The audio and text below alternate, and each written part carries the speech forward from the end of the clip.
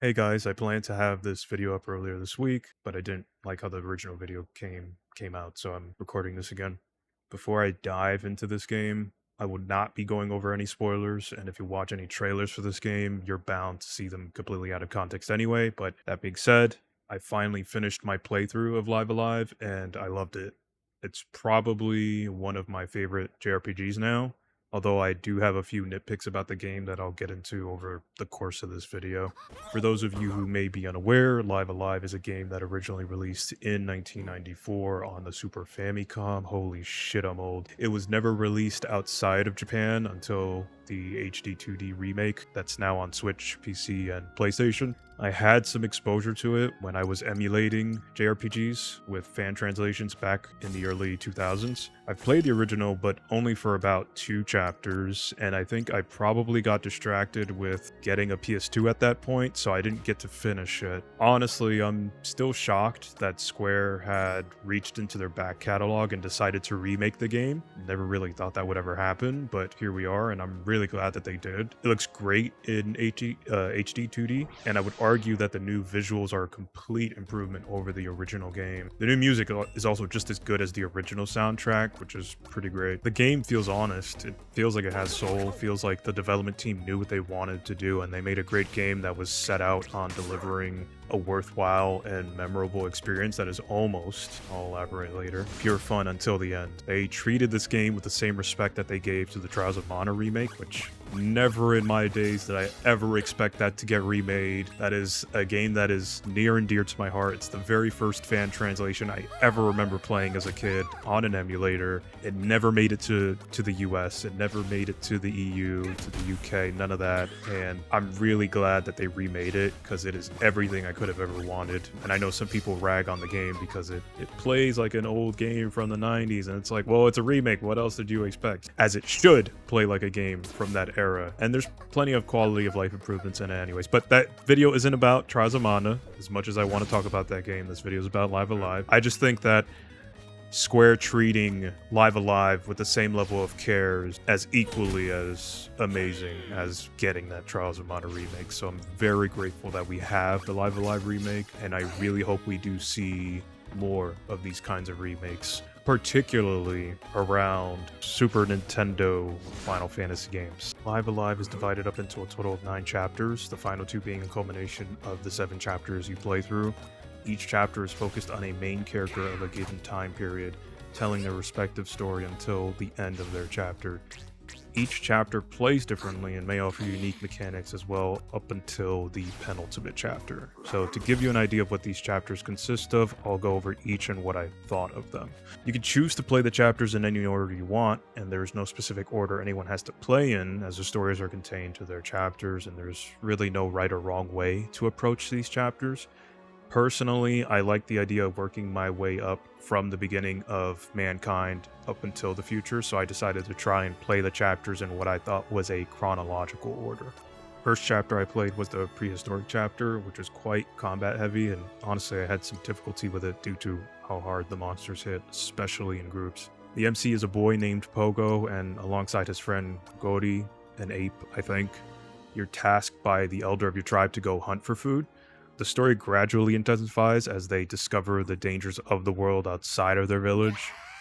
It's very lighthearted, kind of goofy, but between the slapstick comedy and the occasional toilet humor, I think the fact that there isn't a spoken language and everything is explained in pointing and grunting made things even funnier. Anyway, I found myself battling a lot in this chapter and realizing how important character positioning and placement was. Additionally, buffs and debuffs were usually important to maintain so that I could keep my characters alive even in battles that were regular mobs on the map. You'll notice in the footage that battles are taking place on a grid, which even for me is a little odd, but I think it works nicely in this game. Unless I'm getting hit by a debuff, then this game and its battle system fucking sucks. I'm just joking. But I do think that the battle system isn't very complex. I think it's very simple, but I also think that even with its simplicity, there is room for more thoughtful and rewarding strategy, especially during the optional and harder content later in the game. I think that's why I really enjoyed the combat, because you can choose to make this game as easy or as difficult as you want it to be, but not every single encounter in the game can be steamrolled by simply abusing the strongest techniques available to you. One of the mechanics introduced in this chapter is Pogo has a button dedicated to tracking smell, which creates like these little dust clouds, and that smell can lead to battle with an enemy you're hunting or, useful items. There are NPCs who will also trade items with you or equipment with you, so long as you have bones, horns, fangs, and pelts in your inventory. So that's all stuff that you get from battling monsters. After I finished the prehistoric chapter, I jumped right into the Imperial China chapter, and man, this is a cool chapter. It's filled with tropes, much like most of the game, if I'm being honest, but I really enjoyed most of the tropes throughout this game and even this chapter. I don't think the game is trying to be super complex with its themes or messaging. It's pretty simple. Basically, to sum up this chapter, the main character is a martial artist who is coming to the end of his life, and he wants to preserve his kung fu and pass it on to future generations. So he leaves his home to search for a successor. Throughout the chapter, you are introduced to the unique mechanic of recruiting party members, and once you've collected all three, you basically go through a training arc with them. You can choose to train them all equally, or you can focus on just one, which is what I did with Lei. I thought Lei was really cool, and she was the first character I recruited, so I went with her. She also reminded me of Rama a little bit, so there's a little bit of bias there. But while I really enjoyed this chapter, there is a stretch at the end of the chapter that drove me nuts, and that is the last hour or two of the chapter. So without getting into too much detail, you have about 20, give or take, back-to-back fights that completely destroy any momentum the story had until you get to the final boss fight. I thought it was incredibly frustrating, and I think they could have reduced the encounters in that part of the chapter. And it's a little bit ironic too, considering this chapter actually allows you to deliberately avoid combat because it shows you the enemies on the map. So there aren't any random encounters in this chapter. The third chapter I played was the Wild West one, and I don't have a whole lot to say about it. I enjoyed it, but the story is played pretty straight. You're a lone wanderer on the American frontier, and you end up at a town being terrorized by cowboys. There are very few combat encounters here, and I think the highlight of this chapter is the mechanic that is introduced, which is you come up with a plan with the townsfolk to set up traps across the town, and you're given a timer with the expectation to find as many traps as possible and have the appropriate NPCs set them up before the 8th bell is rung. So certain NPCs can only set up specific traps. Some of them set them up very, very slowly. I thought it was a fun little game of hide and seek with the items, and overall I just liked the vibe of the chapter, but that's pretty much it. The 4th chapter is a straight up Street Fighter 2. The MC, Masaru, wants to be the world's strongest fighter, so he goes to compete in a fighting tournament. And what I thought was really cool is that you could select the fights as if it were a character select screen in Street Fighter 2, so I appreciate the little nod there. It's always cool to see like games kind of deliberately, take inspiration from something else. As you probably assumed by now, this entire chapter is centered around combat, so what story there is incredibly minimal. What little dialogue there is, most of the opponents are just talking shit to Masaru, which is actually pretty funny. There is a unique mechanic introduced here as well, where Masaru can learn the moves of his opponents so long as he is hit by them. And yes, for those of you who have played Final Fantasy, he's basically a blue mage, which is pretty cool. You have to be hit by the attack, so if you don't get hit by it, if you manage to dodge it, it won't register the attack to the list, to the ability list. But if you do miss any moves just because you beat the fight too quick or something, you have an opportunity to replay those fights so long as you don't beat the 6th fighter. Because if you do beat him, you are forced to the boss fight. Now, if you miss any moves, it's not that big of a deal because you can always get those moves by playing naturally in the end game with that character if you choose to basically have them in your main lineup. The next chapter I played was the Near Future chapter, and I'm really mixed on this one because it should probably be my favorite since I'm a mecha anime weeb, but it fell flat for me, which is sad because the opening of the chapter alone is super fucking cool. You get a literal anime opening, and it's sung by Ichiro Mizuki, who unfortunately passed away in December of 2022. And he's considered to be one of the best to have ever done it in the mecha anime genre. He's done a whole bunch of anime OPs and stuff, and one of my favorites from him is the Mazinger Z opening. But anyway, the opening made me really excited to play that chapter, but I think my expectations were way too high.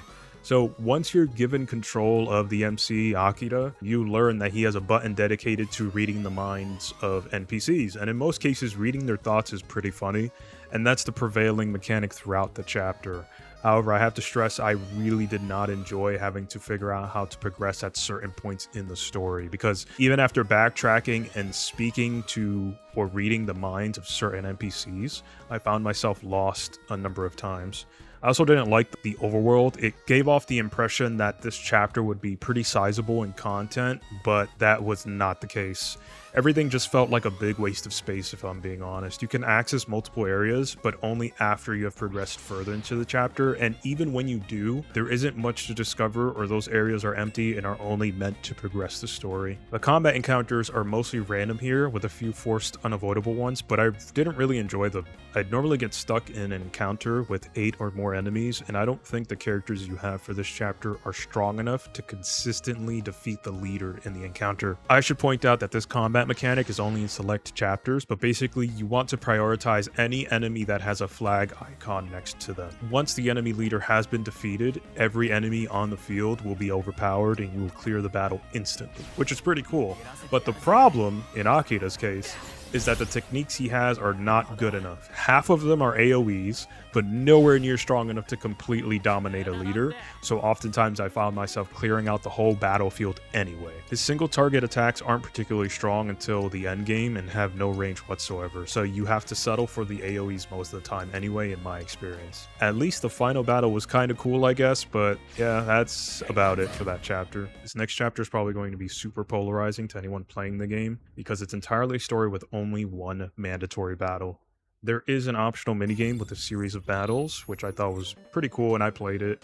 The music's awesome, but it isn't mandatory and can be skipped. The distant future chapter takes place in a spaceship with a story playing out between the crew members on the ship, similar to the 1979 movie Alien, which, great movie. If you haven't seen it, strongly recommend that you go see it. The TLDR of this chapter is the crew aboard is making their way back to Earth, and there is important cargo on the ship that must make it back to the planet. I actually really liked this chapter on the first playthrough, but I don't think I'd enjoy it as much if I had to replay it, and I'd probably skip every scene with dialogue if I was doing another playthrough. It's good the first time around, but I think that novelty would probably wear off on a second playthrough. You're given control of an autonomous robot named Cube, which to me was very funny because it's nothing shaped like a cube, it's shaped like a sphere. And you go around the ship speaking to the various crew members and checking different parts of the ship for things or items to progress the story. There are some puzzles throughout as well, which I thought was cool. Things start off a little slow, but escalate pretty quickly once things get out of control within the spaceship, and the atmosphere throughout the chapter is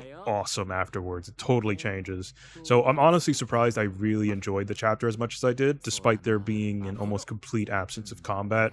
And for me, it's easily one of the strongest chapters in the game. But again, going back to what I said earlier, the first time around it was great. I just don't think I would have the same kind of appreciation the second time around if I had to replay it. Now, I'm kind of throwing a wrench into my chronological timeline I mentioned earlier, because I played the Edo chapter at this point, which is totally out of order, but I deliberately left this chapter last because I thought the main character looked cool, and I thought I might enjoy this chapter the most, so I decided, okay, leave it for last. And this chapter was cool conceptually, but I think the map being confusing to navigate in some parts really affects my perception of it overall. Everything about this chapter is visually pleasing, including the opening and the ending, and I like the idea of sneaking through a castle and avoiding traps, but man, the map can be very confusing because of the way certain rooms connect with each other, and the map that you can open up with a button doesn't really help you at all. It just gives you a rough idea of what section of the map you're in,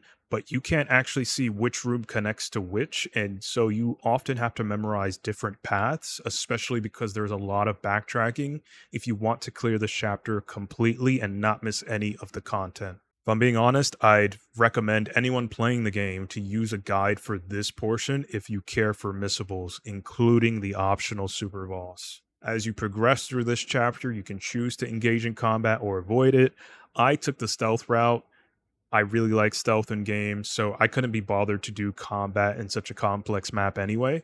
So there's no right way to play this chapter, but if you choose to do a stealth run without killing anyone, the best rewards are given to you through this method. If you decide to engage in combat, you do score some rewards for killing every guard on the map, which is about 100 guards. For me, this was probably the most obtuse chapter because of the hidden paths, disorienting map, and secret rewards and NPCs, but I still really enjoyed it. Side note, if you encounter any ghosts, they don't count towards your kill count, and you can use them to grind out some experience. So I did that for a few levels. I think I got up to like level 8. So that was nice. Definitely do that if you're going for a stealth run. And finally, the unlockable penultimate chapter, which is the Middle Ages. This is where the game starts coming together and plays more like a traditional JRPG from start to end.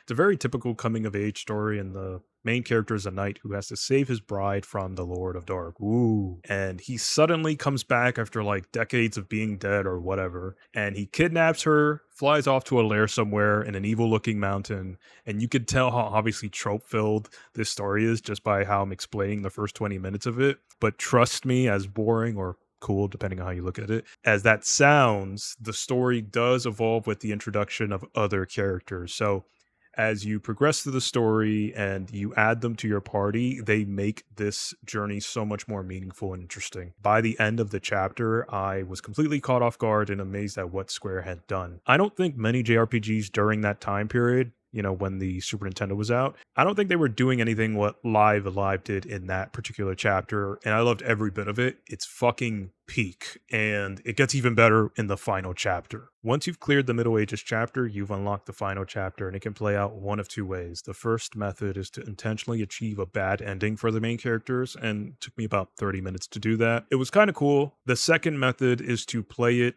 with the intention of achieving the good ending for the main characters, and it's very cool.